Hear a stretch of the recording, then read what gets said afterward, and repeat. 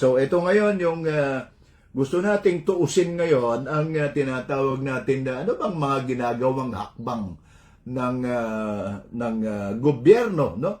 Ng mga health institution mismo, no? Nabanggit ko pala, no?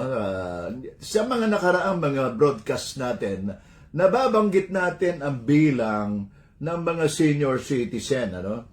Noong nakalipas ng mga episode natin, nabanggit natin na noong 2022, merong 9.22 milyong senior citizen.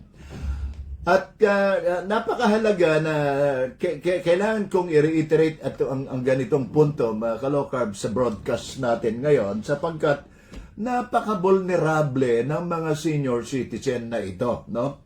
At itong mga senior citizen dahil sa hina ng kanilang katawan, dulot ng iba't ibang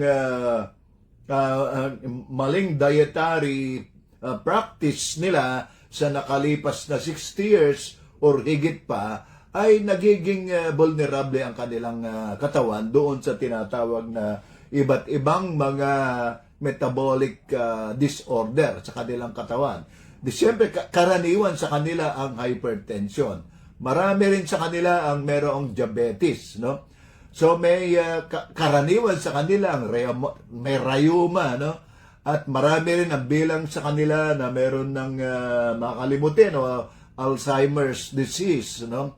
At may hina ang kanilang mga buto at karamihan din sa kanila ay mga bedridden na, no? At sila ay tumanda ang edad nila pero sila ay hindi malusog at sila ay nakaratay sa bedridden, ika nga, no?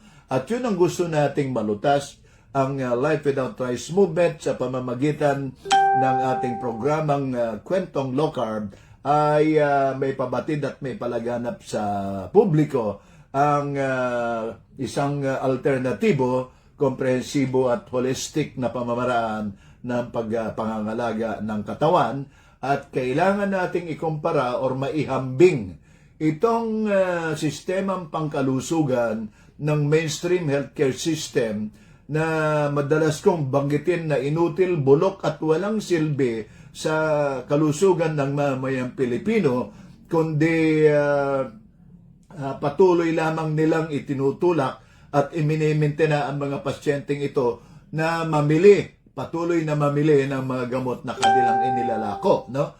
At sila ay hindi nila intensyon na pagalingin ang mga pasyenteng ito. Yung binabanggit ko kanina na 9 na milyong Pilipinong diabetic at yung 43 milyong Pilipino na nagdurusa ng hypertension. Walang intensyon ang mainstream healthcare system ng lipunan Pilipino para pagalingin ang mga ito.